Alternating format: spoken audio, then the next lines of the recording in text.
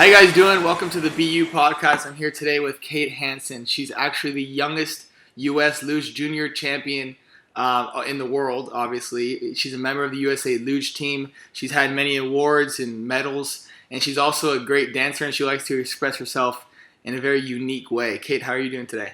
I'm doing so good. How are you doing? I'm great. Well, I think a lot of people and a lot of our viewers really want to hear your story, so why don't you go for it?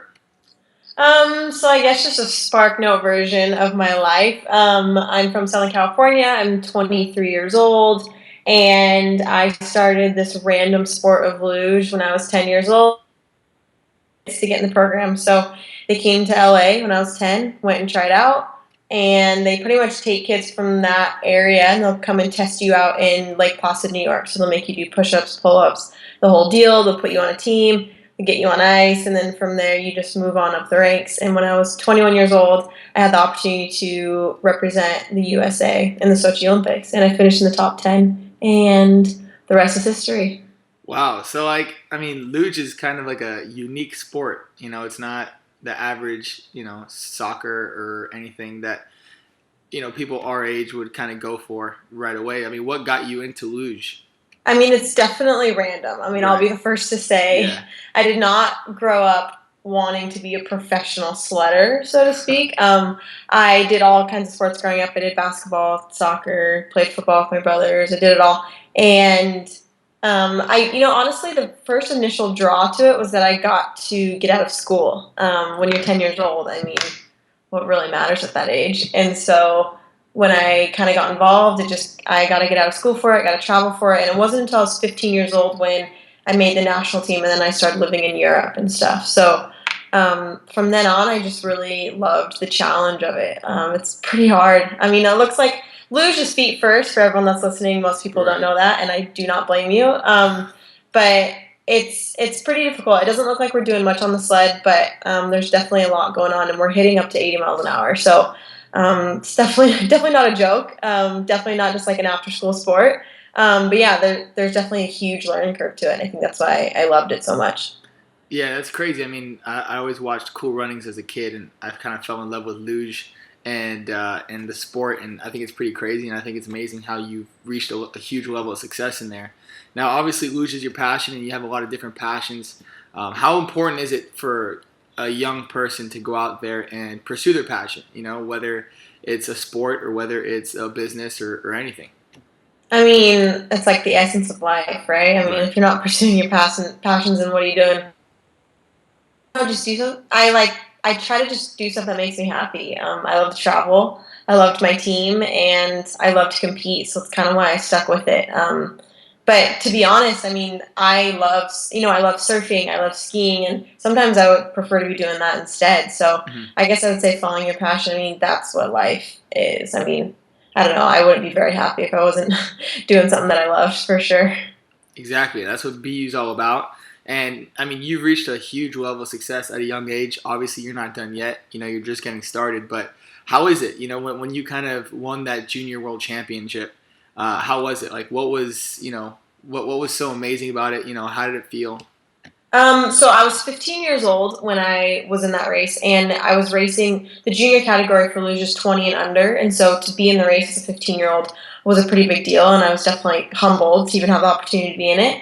And I shouldn't have even really finished in the top 20, yet alone the top 10, yet alone won the race. So when I came up the finish line, and I just had 2 clean runs, and I just happened to be really fast that day, I just was pretty stunned. I had no place being there. So to come out and win and be the youngest kid to ever win it, it's pretty unbelievable. And I still think about that. It's a pretty unreal day. But it definitely was it was my first year on the national team. So to go on my first year on the national team and then become one of the best in the world at such a young age, it definitely propelled me into the sport. Because at that age, I kind of was like, I just kind of want to go back to high school.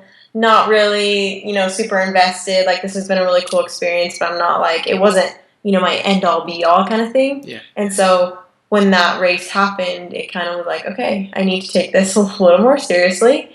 And I took it very seriously, but I definitely saw it as like a sign of okay, this could actually be something. Okay. Do you have any rituals or anything before you get into the sled, or Oh yeah. or anything that you do?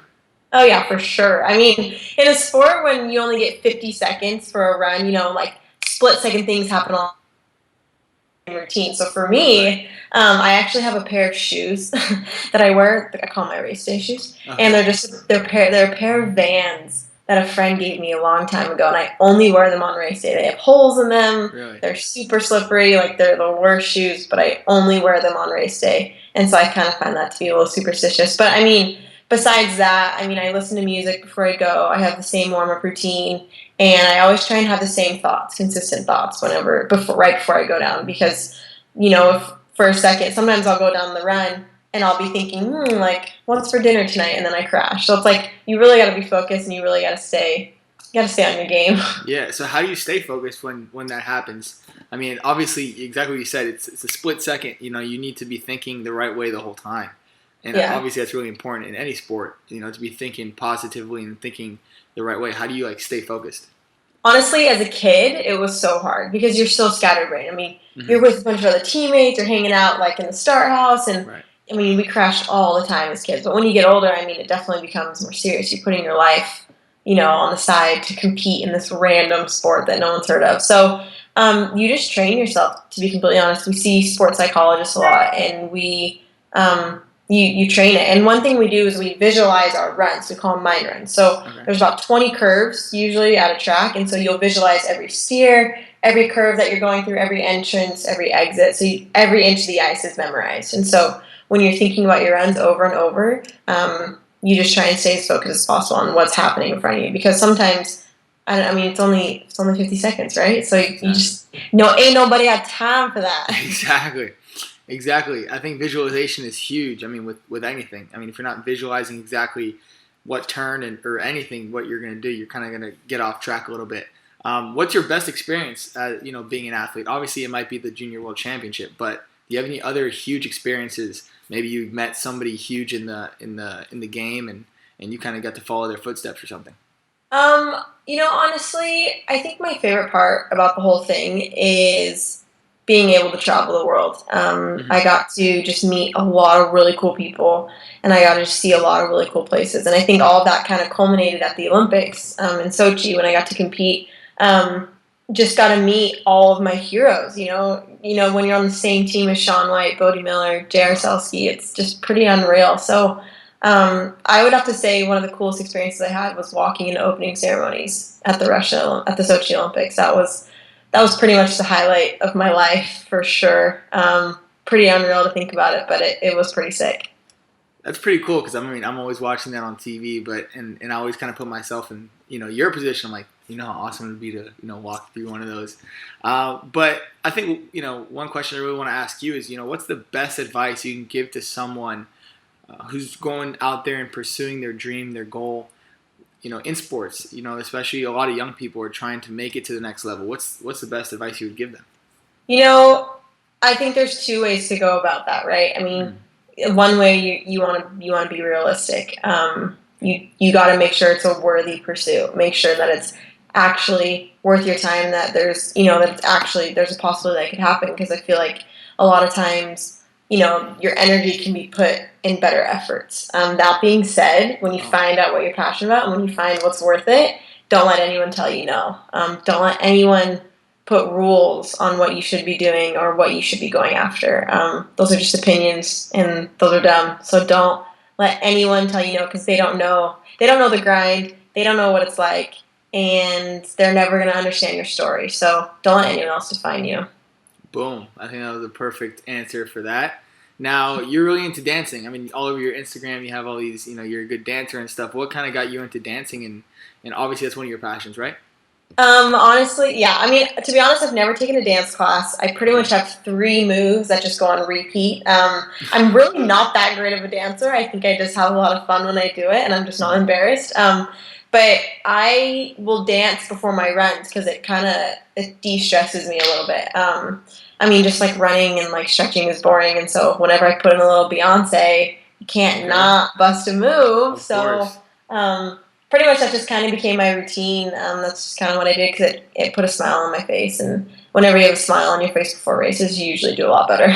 Yeah. So I think the last question I really want to ask you is, why don't you kind of go into a little detail of how important the Winter Olympics are and how luge is and really all the sports that, sometimes might get overlooked especially, in America. Totally. Well, I think winter sports in general just aren't a very big hype here in Right. America. They're definitely a Right. lot bigger in Europe. And I think Americans definitely are more into Summer Olympics, and I mean that makes sense because every summer sport. I mean, every kid grew up playing soccer, playing basketball, but kids Right. don't really grow up, luge or in bobsled or in biathlon. But in Europe, they actually do. They're a lot bigger in ski jumping and biathlon than we'll ever be. Right. But I guess I think, I played every sport growing up, right? So I have an equal respect for everything. But I think I would say, having excelled in one of the smaller sports that no one really cares about, I think I will have a huge level of respect for any sport out there. I mean, people make fun of curling all the time, but let me tell you, it's probably one of the hardest sports out there, and I will defend it to the death. I mean, Right.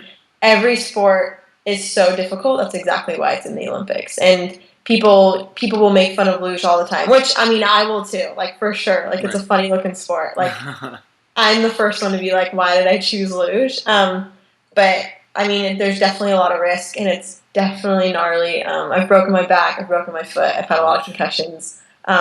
It's definitely not a joke. So I think I would just say to all the haters or all the lovers out there, respect the grind, because you don't just get into the Olympics off a fluke, and you don't just represent your country just from a coin flip. So every sport, no matter how stupid it looks, every athlete on that TV screen has devoted their life to it. So I guess I would just say, just throw the respect up next time.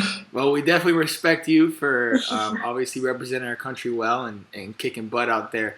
Now, last question: what's next for Kate Hansen? I mean, what's next? What are you gonna win next? That is a good question. I'm keeping my options open as far as the sport goes, but I actually went back to school. I go to school at Brigham Young University in Utah, and I'm studying public relations. So just kind of working on that degree, There you go. getting that education, Yeah, getting that done.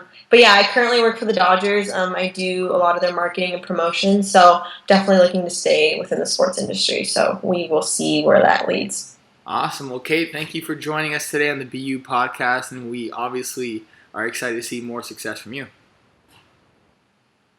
No worries. Thanks for having me. No problem.